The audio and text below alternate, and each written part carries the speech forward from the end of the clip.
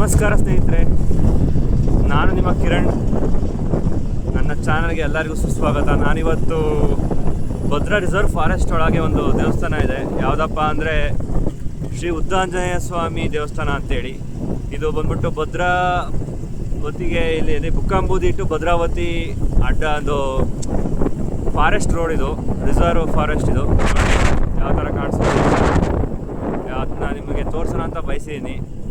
ದಯವಿಟ್ಟು ಯಾರ್ಯಾರು ನನ್ನ ಚಾನಲ್ ಸಬ್ಸ್ಕ್ರೈಬ್ ಮಾಡ್ಕೊಂಡಿಲ್ಲ ಅವರೆಲ್ಲ ಸಬ್ಸ್ಕ್ರೈಬ್ ಮಾಡ್ಕೊಂಡು ಬೆಲ್ ಬಟನ್ನ ಕ್ಲಿಕ್ ಮಾಡಿ ಎಲ್ಲ ನೋಟಿಫಿಕೇಷನ್ಸ್ನ ತಗೊಳ್ಳಿ. ಒಳ್ಳೊಳ್ಳೆ ವೀಡಿಯೋಸ್ನ ಮಾಡ್ತೀನಿ, ಎಲ್ಲರೂ ದಯವಿಟ್ಟು ನೋಡಿ. ಈಗ ನಿಮಗೆ ದಾರಿಯುದ್ದಕ್ಕೂ ಯಾವ ರೀತಿ ಇದೆ ಈ ಫಾರೆಸ್ಟು ಮತ್ತು ಇದ್ರ ವ್ಯವಸ್ಥೆಗಳು ನನ್ನ ತೋರಿಸ್ತಾ ಹೋಗ್ತೀನಿ.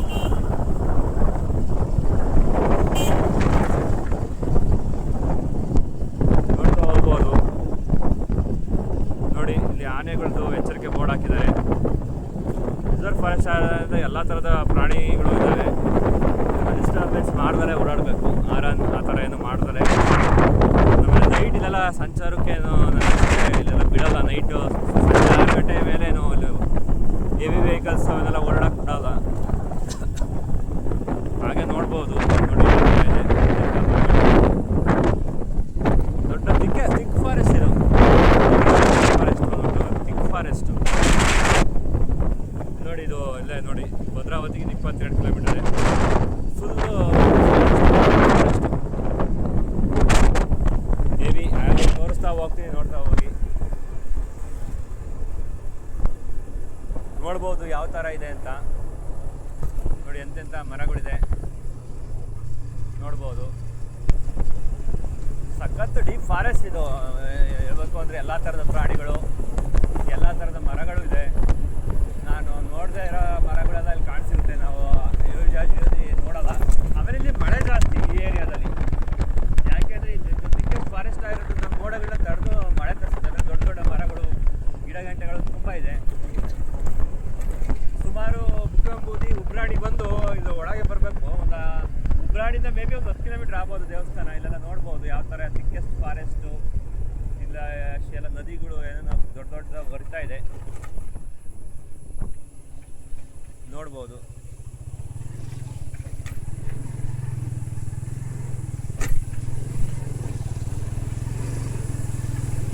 ಇದೆಲ್ಲ ನೀರೇನೋ ಹರಿತಾರ ಸೌಂಡ್ ಕೇಳಿಸ್ತಾ ಇದೆ ನೋಡಿ. ಇದಾದ ನೋಡಿ, ಇದು ಕೆರೆಗೆ ನೀರು ಓಪನ್ ಮಾಡಿದ್ದಾರೆ. ಇದೆಲ್ಲ ನದಿ ಪಾತ್ರದಲ್ಲಿ ಅಂದರೆ ಇಲ್ಲೆಲ್ಲ ಪ್ರಾಣಿ ಪಕ್ಷಿಗಳಿಗೆ ಕೂಡ ಕುಡಿಯೋದಕ್ಕೋಸ್ಕರ ನೀರಿಗೆ ವ್ಯವಸ್ಥೆ ಇದೆ. ನೋಡ್ಬೋದು, ಗೇಟ್ ಓಪನ್ ಮಾಡಿದರೆ ಎಷ್ಟು ನೀರು ಪ್ರೆಷರಾಗಿ ಬರ್ತಾ ಇದೆ ಅಂದರೆ ಸಖತ್ ಪ್ರೆಷರಾಗಿ ಬರ್ತಾ ಇದೆ. ಇಲ್ಲೇ ಕಾಣಿಸುತ್ತೆ. ಮತ್ತೆ ಇಳಿದು ಹೋಗಿ ತೋರಿಸೋಂಥ ವ್ಯವಸ್ಥೆ ಬೇಡ ಅನಿಸುತ್ತೆ. ಹಾಗೆ ಮುಂದೆ ಹೋಗೋಣ. ಮತ್ತೆ ಇನ್ನು ಯಾವ್ಯಾವ ಥರ ಈ ರೋಡಲ್ಲಿ ಬಂದರೆ ತುಂಬ ನೋಡೋಕ್ಕೆ ಚೆನ್ನಾಗಿರೋ ಪ್ಲೇಸ್ ಮಾತ್ರ. ಚೂರು ಬೇಜಾರಾಗಲ್ಲ. ನಾನು ತುಂಬ ಸತಿ ಬಂದಿದ್ದೀನಿ. ಇದು ನಿಮಗೋಸ್ಕರ ನಮ್ಮ ಯಾರು ಸಬ್ಸ್ಕ್ರೈಬರ್ಸ್ ಇದ್ದಾರೋ ಅವ್ರಿಗೆಲ್ಲ ತೋರಿಸ್ಬೇಕು ಅಂತ ಇವತ್ತು ಅದೇ ಗತೆ ಬಂದಿದ್ದೀನಿ. ನೋಡಿ, ಪಕ್ಷಿಗಳು ಒಂದು ಕಲರ ಇದೆಯಲ್ಲ, ಅದು ಕೇಳೋಕ್ಕೆ ಒಂದು ಇಪ್ಪ ಆಗಿರುತ್ತೆ. ಸಖತ್ತಾಗಿದೆ ನೋಡಿ. ಎಷ್ಟು ಡೀಪ್ ಫಾರೆಸ್ಟ್ ನೋಡ್ಬೋದು ನೀವು. ಭದ್ರಾ ರಿಸರ್ವ್ ಫಾರೆಸ್ಟ್ ಇದು ಮತ್ತು ಥಿಕ್ಕೆಸ್ಟ್ ಫಾರೆಸ್ಟ್ ನನ್ನ ಪ್ರಕಾರ ನಾನು ನೋಡಿರೋದು. ನೋಡ್ಬೋದು ಎಷ್ಟು ವೆರೈಟಿ ಮರಗಳಿದೆ ಅಂತ. ಇಲ್ಲಿ 3 ಗಂಟೆ 2 ಗಂಟೆ ಅಂದರೆ ಮಳೆಗಾಲದಲ್ಲಿ ಆಲ್ಮೋಸ್ಟ್ ಅಲ್ಲಿ ಮಳೆ ಬಂದ್ಬಿಡುತ್ತೆ, ಇದ್ದಕ್ಕಿದ್ದಂತೆ ಸುರಿದ್ಬಿಡುತ್ತೆ. ಇದು ನೋಡಿ, ಈ ಟ್ಯಾಂಕ್ ಬಂದ್ಬಿಟ್ಟು ಪ್ರಾಣಿಗಳಿಗೆ ನೀರಿನ ವ್ಯವಸ್ಥೆ ಮಾಡೋದಕ್ಕೆ ಅಲ್ಲಲ್ಲಿ ಮಾಡಿದ್ದಾರೆ. ಅದಕ್ಕೆ ಕನೆಕ್ಷನ್ ಇದೆ, ವ್ಯವಸ್ಥಿತವಾಗಿ ಮಾಡಿದ್ದಾರೆ ಅಲ್ಲಲ್ಲಿ ನೀರಿನ ವ್ಯವಸ್ಥೆ ಕೂಡ.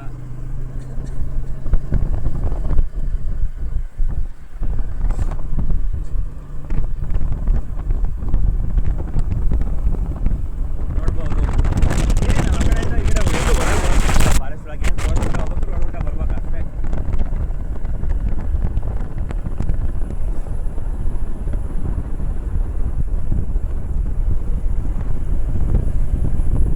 ನೋಡ್ಬೋದು, ಅಲ್ಲೊಂದು ಇಲ್ಲೊಂದು ವೆಹಿಕಲ್ಗಳು ಇದ್ರೆ ಸಿಗ್ತವೆ ಅಷ್ಟೇ. ಅದು ಬಿಟ್ಟರೆ ಯಾವುದೋ ವೆಹಿಕಲ್ಗಳು ಓಡಾಡ್ತಾ ಇಲ್ಲ. ಅದು ದೇವಸ್ಥಾನಕ್ಕೆ ಹೋಗೋರು ಬರ್ತಾರೆ, ಬಿಟ್ಟರೆ ಶಿವಮೊಗ್ಗ ಹೋಗೋರು ಇಲ್ಲಿ ನಿಯರೆಸ್ಟೇ ನಮ್ಮ ಸರೌಂಡಿಂಗ್ ಅವರು ಶಿವಮೊಗ್ಗ ಇಲ್ಲಿ ಕೋತಿ ಹಾಗೆ ನೋಡ್ಬೋದು.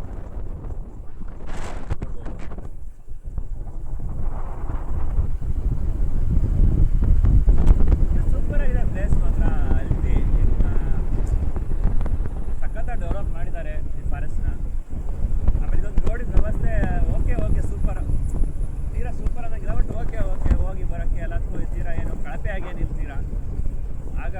ಬರೋಕ್ಕೆ ಹೋಗೋಕ್ಕೆ ಎಲ್ಲ ಒಂಥರ ಖುಷಿ ಆಗುತ್ತೆ.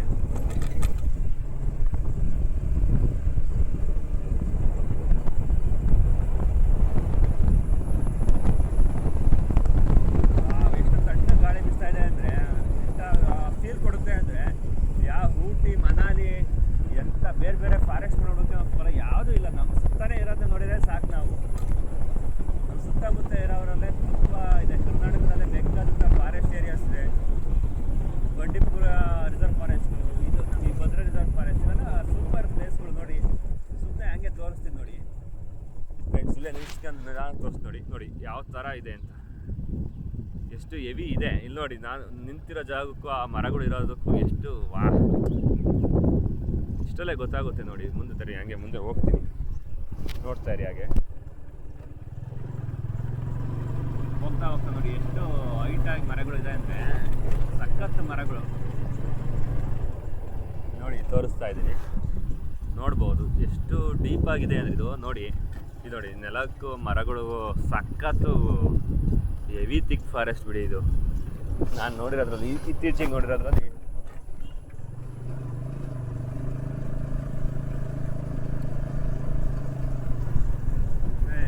ಕ್ರಾಸಿಂಗ್ಗಳಲ್ಲಿ ನಿಧಾನಕ್ಕೆ ಓಡಾಡ್ಬೇಕು.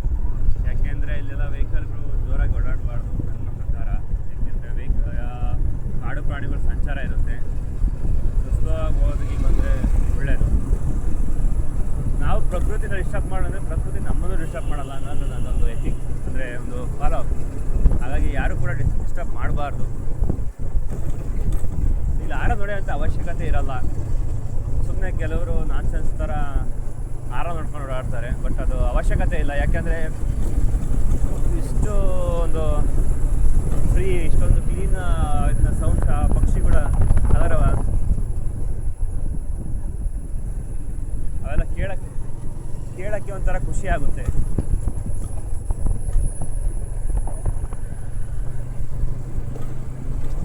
ನೋಡ್ಬೋದು ಎಷ್ಟು ಫಾರೆಸ್ಟ್ ಅಂತ ನೋಡಿ. ನೋಡಿ ನೋಡಿ ನೋಡಿ ಎಷ್ಟು ಮರಗಳು. ಅಂದರೆ ಇಲ್ಲೆಲ್ಲ ರೆಗ್ಯುಲರ್ ಮಳೆ ಬರ್ತಾನೆ ಇರುತ್ತೆ, ಸಖತ್ ಮಳೆ. ಆಹಾ, ಆ ಪಕ್ಷಿಗಳು, ಆ ಅನ್ನೋ ಸೌಂಡು ಅಲ್ಟಿ.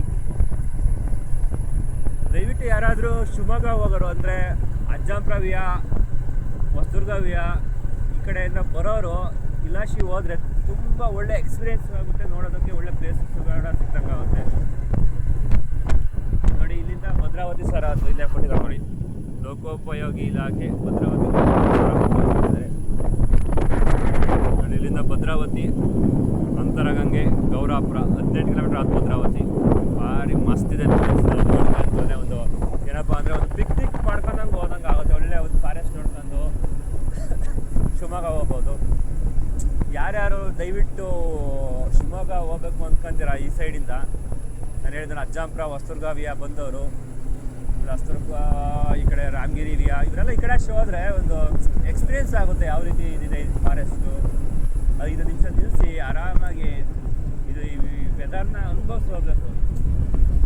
ಒಳ್ಳೆ ಈಗ ಸಿಟಿಗಳಲ್ಲಿ ಏನಿದೆ ಇಂಥ ಪ್ಲೇಸ್ಗಳಲ್ಲಿ ಓಡಾಡಬೇಕು, ಮಸ್ತಾಗಿದೆ. ಬೇಬಿ ಒಂದು 2 ಕಿಲೋಮೀಟ್ರ್ 1 ಕಿಲೋಮೀಟ್ರ್ ಇರಬೇಕು ಅನಿಸುತ್ತೆ ದೇವಸ್ಥಾನ. ಅದು ಕೂಡ ಅಲ್ಟಿ ಆಗಿದೆ, ಒಳ್ಳೆ ಪ್ಲೇಸಲ್ಲಿ ಲೊಕೇಟ್ ಆಗಿದೆ. ನಾನು ಡಿಸ್ಕ್ರಿಪ್ಷನ್ನಲ್ಲಿ ಇದರ ಲೊಕೇಶನ್ ನಿಮಗೆ ಹೇಳ್ತೀನಿ, ಈ ದೇವಸ್ಥಾನ ಎಲ್ಲಿ ಬರುತ್ತೆ ಅಂತ ಕ್ಲಿಯರಾಗಿ. ಯಾರು ವಿಸಿಟ್ ಮಾಡಬೇಕಂದ್ರೆ ಕಾಮೆಂಟ್ ಬಾಕ್ಸಲ್ಲೂ ಹಾಕಿರ್ತೀನಿ, ಡಿಸ್ಕ್ರಿಪ್ಷನಲ್ಲೂ ಹಾಕಿರ್ತೀನಿ. ಯಾರು ವಿಸಿಟ್ ಮಾಡೋರಿದ್ದರೆ ವಿಸಿಟ್ ಮಾಡ್ಬೋದು. ಒಂದು ಉತ್ತಮವಾದ ಪ್ಲೇಸ್ ಇದು.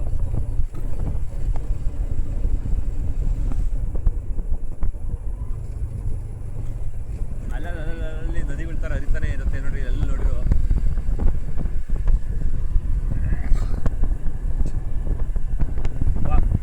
What a weather.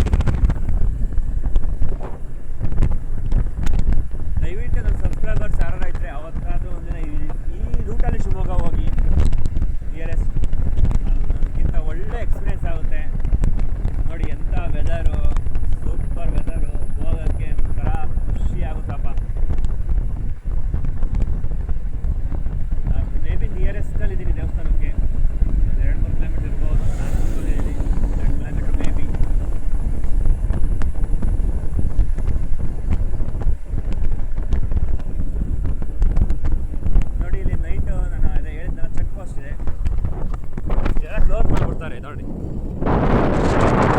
ಕ್ಲೋಸ್ ಮಾಡ್ಬಿಟ್ಟು ಯಾರು ಇಲ್ಲ, ಬಟ್ ನೈಟ್ ಕ್ಲೋಸ್ ಮಾಡ್ತಾರೆ.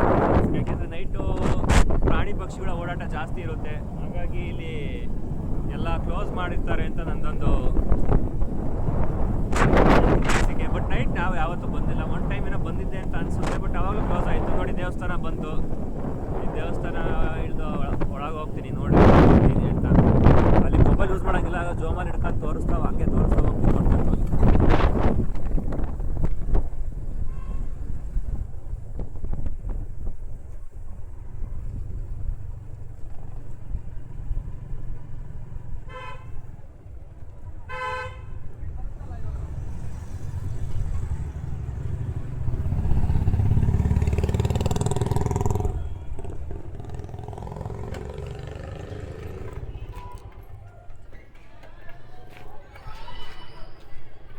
ಇದೆ ನೋಡಿ ದೇವಸ್ಥಾನ.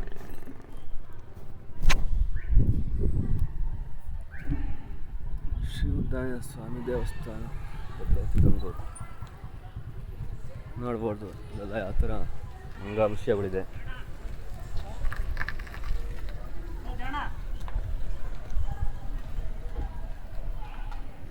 ನಾವು ಬೈಕ್ ಅಂದರೆ ಎಷ್ಟು ಜನ ಇದೆ, ವೆಹಿಕಲ್ಸ್ ತುಂಬ ಜನ ವಿಸಿಟ್ ಮಾಡ್ತಾ ಇರ್ತಾರೆ ಇಲ್ಲಿ. ಬರೀ ಹಣ್ಣು ಕಾಯಿ ಇದೆಯಾ? ಕಾಯಿ ಬೇಡ, ಬರೀ ಹಣ್ಣು. ಇದು ಬಾಳೆಹಣ್ಣು ಎಷ್ಟದು? ಕಾಯಿ ಸೇರ್ಸಾ ಕುಡಿ. ಹಂಗೆ ಚೇಂಜ್ 60 ರೂಪಾಯಿ. 10 ರೂಪಾಯಿ ಇಲ್ಲ ಇದ್ರೆ ಕೊಡಿ, ನೀವಿಲ್ಲ.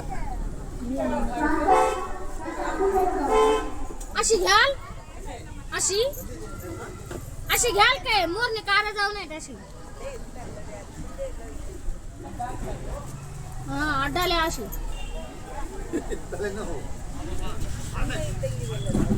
चालला का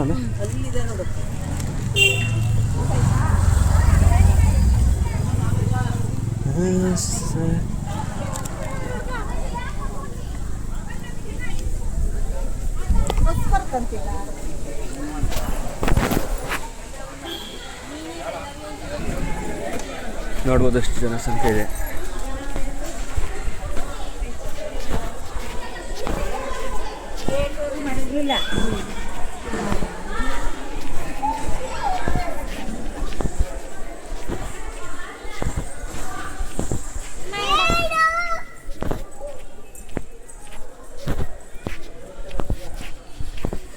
ನೋಡಿ ಯಾವಾಗಲೂ ಇದೇ ಥರ ಇರುತ್ತೆ ಜನ. One of the best place ever visit ಅಂತೀನಲ್ಲ, ಇಲ್ಲಿ ಬಂದರೆ ಒಂಥರ ಮನಸ್ಸಿಗೆ ಶಾಂತಿ, ಥರ ಸಮಾಧಾನ ಇರುತ್ತೆ. ಹಾಗಾಗಿ ಅವಾಗ ಬರ್ತಾ ಇರ್ತೀನಿ. ಯಾರಾದರೂ ವಿಸಿಟ್ ಮಾಡೋರಿದ್ರೆ ದಯವಿಟ್ಟು ವಿಸಿಟ್ ಮಾಡಿ, ಒಳ್ಳೆ ಪ್ಲೇಸಲ್ಲಿದೆ ನೋಡ್ಬೋದು. ಆಮೇಲೆ ವರ್ಷದ 365 ದಿವಸದಲ್ಲಿ ಪ್ರಸಾದ ಸಿಗುತ್ತೆ.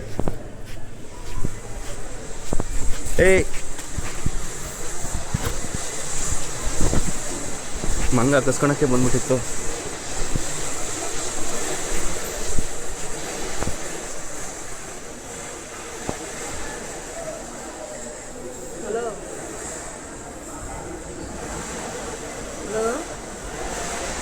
ಅಲ್ಲಿ ತಗೊಂಡು ಹೋಗ್ಬಿಟ್ಟು ಇಲ್ಲೇ ಮಾಡ್ತೀನಿ.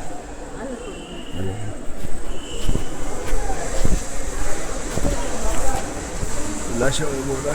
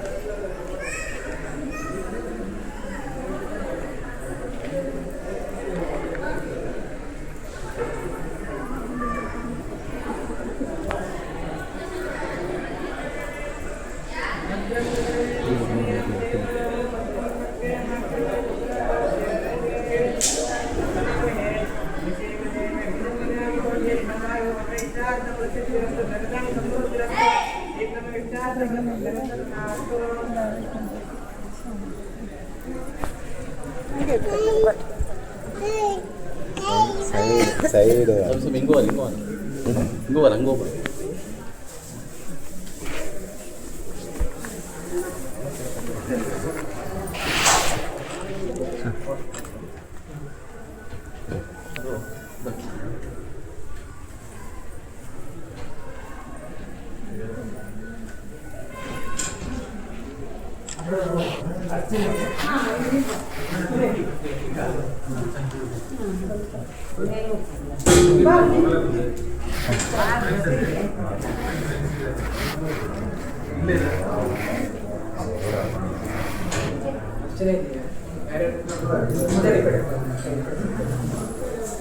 ಅಣ್ಣ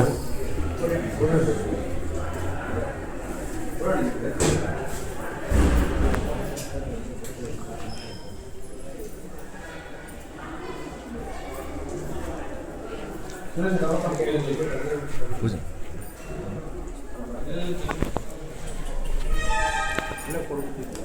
ಅಲ್ಲೇ ಕೊಡ್ಬೇಕಾಯ್ತು, ಏನಾಗಲ್ಲ ಮಾಡ್ಕೊಂಡ್ರೆ.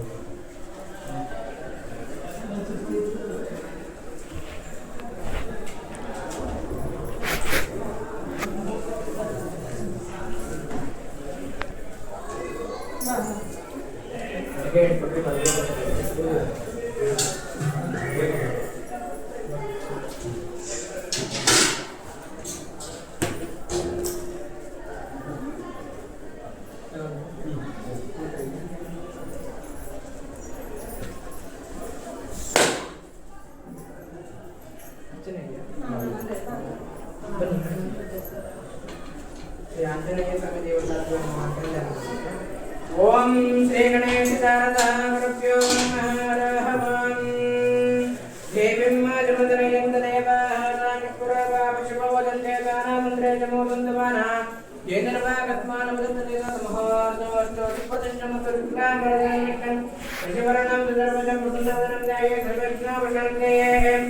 ಓಂ ನಾಚನಯ್ಯ ವಿದ್ಮೈ ವಾಯುಪುತ್ರಾಯ ತನ್ನಾಹಂ ಪ್ರಚೋದಯಾತ್. ನೋಡ್ಬೋದು, ಯಾವಾಗಲೂ ಇದೇ ಥರ ಜನ ಇರ್ತಾರೆ. ಸಾಕಾಗಿದೆ ಬಿಡಿಲ್ಲ ಮುಂಚೆ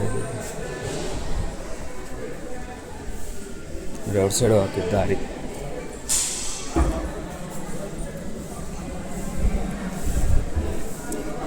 ಇಲ್ಲಿ ಎಡೆ ಪ್ರಸಾದ ಸ್ವೀಕಾರ ಮಾಡ್ಬೋದು.